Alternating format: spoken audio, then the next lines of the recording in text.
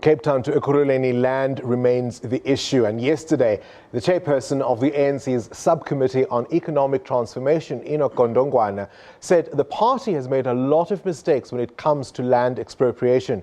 Some members of the party suggested that the constitution needed to be amended, while others say there is no need. Section 25 of the constitution already allows for expropriation without compensation.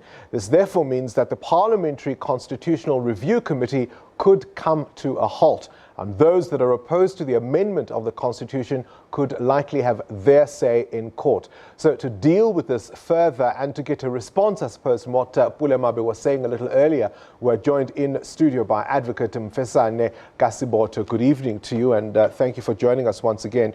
Firstly, I suppose, let me get your responses to Pulemabe's comments. The NEC is meeting this weekend. Let's not preempt what comes out of that.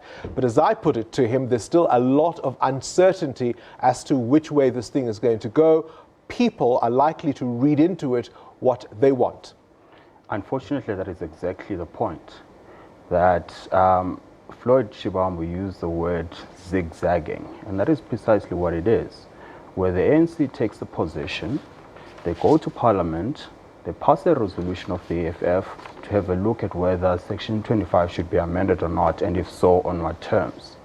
Not long after, they come back and say, actually, we've changed our mind around this issue, we're going to reconsider. Now, that causes instability. I'm not talking about economic instability, I'm talking about political instability, where people don't know where the ANC stands. And that is an issue they really have to sort out if anything is going to happen in their favor. But why are we at this point? Because, leading jurists and legal scholars have been saying for quite some time now, no less than people like Albie Sachs have said, you don't need to amend Section 25. As I pointed out to Pulemabe, it's about just an equitable compensation, which could include, of course, not paying where it's necessary. But isn't that the point? The very fact that this debate continues is exactly the point. So what has been put to the ANC is that you must amend Section 25 such that it is clear, so that we don't have this debate. They're not being asked to amend the Gospel according to Matthew. They're being asked to amend the Constitution such that it is clear and it does away with the political instability. But is that even really the issue at hand? I mean, Enoch Godongwana himself is saying that it's the implementation that's been faulty over the last 20 years in particular. It's not the Constitution. Well, that's what he says, but there's also a thought within the legal space which suggests that the Constitution is not adequate to deal with the land issue. Because if you look at Section 25 sub 2 of the Constitution, it says you may only expropriate land provided it's in the public interest or it's for the public good, and that there is compensation. And the question of sub 3, which are the factors we take into account, only come into effect once you've established that compensation must be paid. So there's a debate whether you can actually expropriate in terms of Section 25 without compensation. So that is not a debate that is foregone. It's a debate that is still proceeding, and what the pundits, or rather what the critics are saying, is that then just put it clear.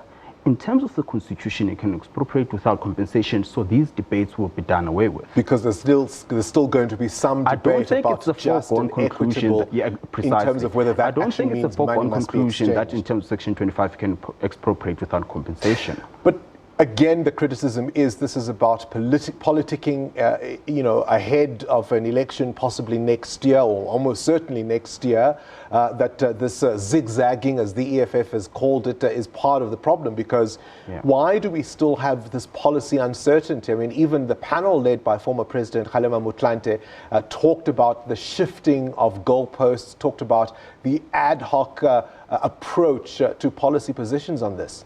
No, absolutely. Look, I'm not here to speak to the politics. I'm not a political analyst.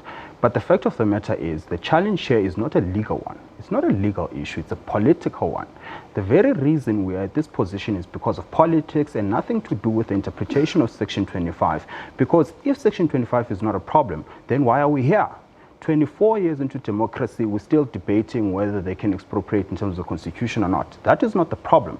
The problem here is politics. So we can interpret 25 all we like and reach an agreement until there's political will from the ANC government to expropriate without compensation. We'll interpret it till the end of time and nothing will change. So what happens to the review process then if the NEC after this weekend says, in fact, they are satisfied that 25 means they can go for these test cases that they're talking about? Well, they could well do that. I wouldn't want to preempt the outcome of the court processes, but in my mind, it's doomed to fail because there's this big debate around Section 25. My opinion is you cannot expropriate without compensation in terms of Section 25. What you can do in terms of sub 8 of the same Section 25 is pass legislation that limits the rights which are contained in the Bill of Rights, i.e. if you are a property owner, the state seeks to expropriate your land, and as a state you don't want to pay compensation, you can only do that if you pass the legislation as envisaged in sub 8. The ANC has not done that, and there's no indication they are about to do that. So in my mind, that is a constitutional challenge that is doomed to fail. Would such a scenario, such as you've outlined, that specific legislation, would that stand up to constitutional muster? It boils down to the mechanics and the details. So in a vacuum, I cannot answer the question. It boils down to how they craft the piece of legislation. But in principle, if they pass that legislation because they're mandated and empowered by the Constitution to pass that legislation, and if it's drafted in such a way that it complies with the limitations of Section 36, then in principle it can prevail. But as it stands, there's no indication that they're going towards that route, and until they do, it is a challenge, if they were so to bring it to court, that is doomed to fail. The cynic will say that's a long road yet ahead, but in the meantime, obviously everyone can get the headlines in terms of what they want the voters to think. Thank you very much for that analysis. That was Advocate Mfesane Ka Siboto giving us the legal framework within which all of this must now unfold.